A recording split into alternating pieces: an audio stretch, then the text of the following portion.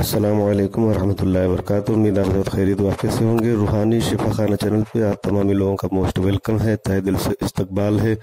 जो लोग चैनल पर नए हैं, चैनल को अभी तक ज्वाइन नहीं किया, वो सब्सक्राइब करके ज्वाइन ज़रूर कर लें, ताकि जो भी अहम मालूमात हम पेश करें वो आप तक आसानी के साथ पहुँचती रहे और आपकी मालूमात में इजाफा होता रहे।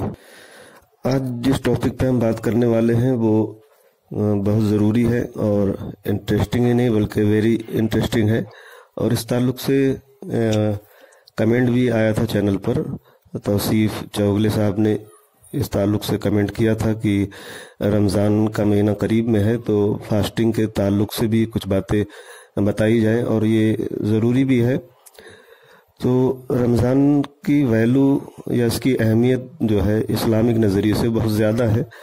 तो इस्लामिक नज़रिए से नहीं बल्कि साइंटिफिक नज़रिए से और साइंस के नज़रिए से इसके क्या फ़वाइद हैं, क्या इसके फ़ायदे हैं, क्या खुसूसियात हैं और हमारी बॉडी पर इसके किस तरीके से जो है असरात होते हैं, तो उस ताल्लुक़ से साइंटिफिक नज़रिए से हम बात करेंगे।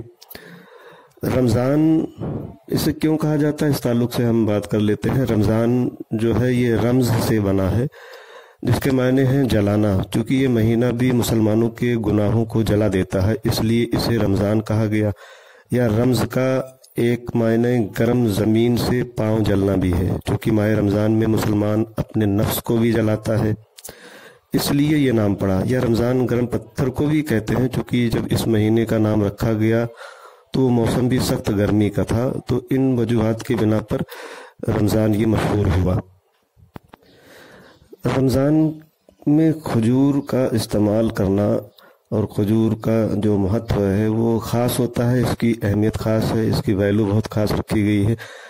इस्लाम में रोज़ा खोलने के लिए खजूर का इस्तेमाल करने के लिए कहा गया है। खजूर खाने से सेहत को भी बहुत फ़ायदा होता है। खजूर खाने से शरीर को एनर्जी मिलती है। खजूर में मौजूद फाइबर से डाइजेशन बेहतर होता है। इसके साथ ही खजूर में पोटेशियम, मैग्नीशियम और विटामिन बी भी पाया जाता है, जो सेहत के लिए बहुत ही फ़ायदेमंद माना गया है।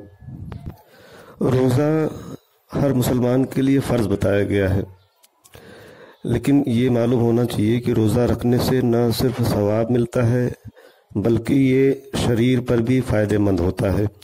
अब फास्टिंग के क्या क्या फ़वाइद हैं, इस ताल्लुक़ से तफसील से हम बात करेंगे। रोज़ा रखने से शुगर लेवल जो है वो कम हो जाता है, यानी जिन लोगों की हाई ब्लड शुगर रहती है उनके लिए रोज़ा रखना काफ़ी फ़ायदेमंद होता है।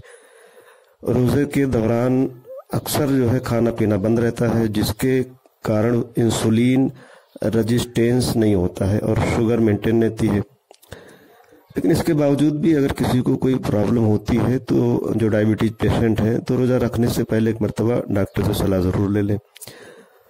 रोज़ा रखने से दिल सेहतमंद बना रहता है और इंसान कई तरह की बीमारियों से दूर रहता है। रोज़ा दिल से बैड कोलेस्ट्रॉल को कम करने का काम करता है और सेहतमंद बनाए रखता है। इसके अलावा रोज़ा रखने से दिमाग भी मजबूत रहता है। तहकीक के मुताबिक रोज़ा रखने से दिमाग की कार्य क्षमता बढ़ जाती है और दिमाग सही तरीके से काम करता है।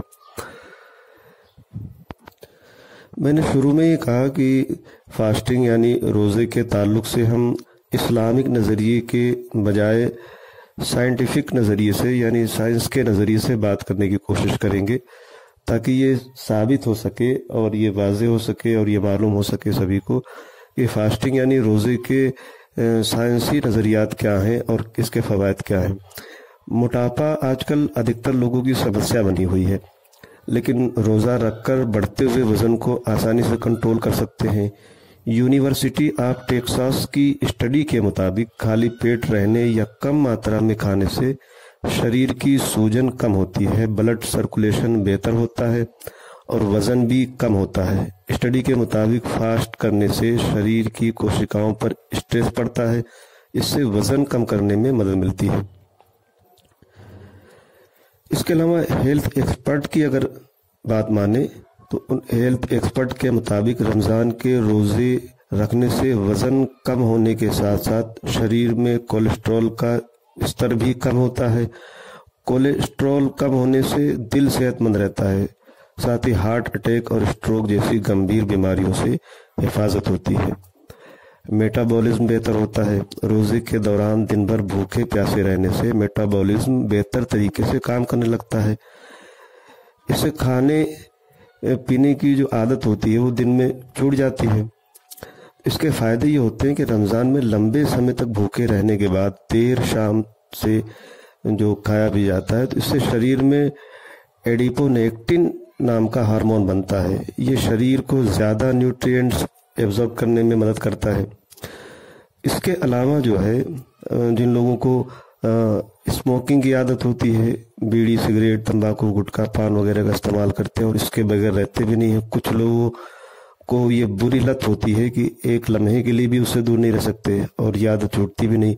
तो इन बुरी आदतों से छुटकारा पाने के लिए जिनको लत लगी होती है, जो लोग लिमिट में रहकर इस्तेमाल करते हैं उनकी बात नहीं करते, लेकिन जो अनलिमिटेड इन चीज़ों का इस्तेमाल करते हैं उसे बुरी लत कह सकते हैं। तो ऐसी बुरी आदतों से छुटकारा पाने के लिए रमज़ान सबसे अच्छा समय होता है, क्योंकि रोज़ा रखने के बाद आदमी धूम्रपान तंबाकू बीड़ी पान सिगरेट वगैरह हर तरह की खाने पीने वाली चीज़ों से दूर रहता है और हिफाजत में रहता है।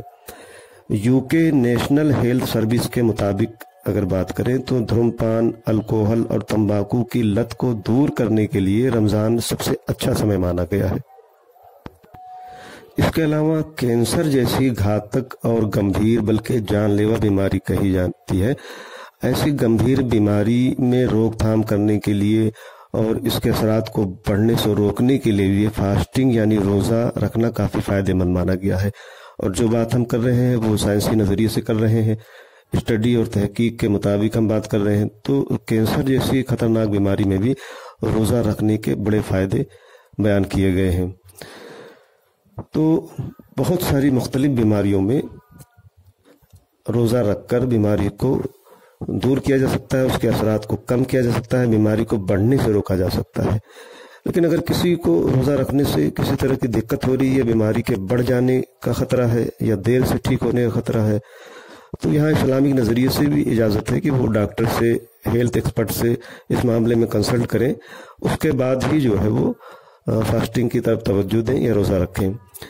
और रोज़े में जो सहरी और इफ्तार के जो दो टाइमिंग है उसमें भी खाने पीने में ज़रा एहतियात की ज़रूरत है कि ज़्यादा जो है ऑयली यानी तेल वाली चीज़ों का इस्तेमाल कम करें, इफ्तार में बहुत ज़्यादा कोल्ड चीज़ों का इस्तेमाल कम करें, ज़्यादा प्रोटीन और ताकत बख्श चीज़ों का इस्तेमाल करें जिससे इम्यूनिटी मजबूत होती है।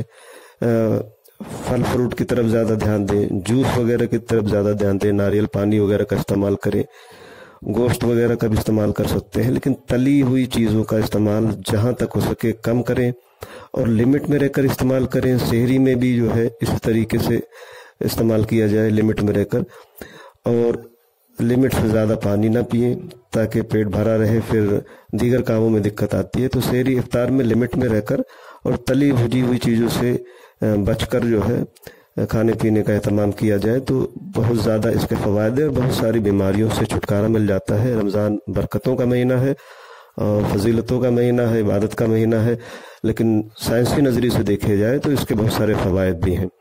तो रमज़ान अनकरीब है और रमज़ान करीब है तो जिन लोगों को रोज़ा रखना है और जो रोज़ा रखने के काबिल हैं वो ज़रूर रखें, और जो किसी वजूहात के तहत नहीं रख पा रहे हैं, अगर शरई उनको जो है छूट है तो वो बात अलग है। तो रमज़ान के रोज़े की बहुत बहुत मुबारकबाद भी हम पेश करते हैं और इसे फास्टिंग की शुरुआत करें, रोज़ा रखें, बहुत सारी बीमारियों से ज़रूर बचें, इसके फ़ायदे बहुत सारे हैं।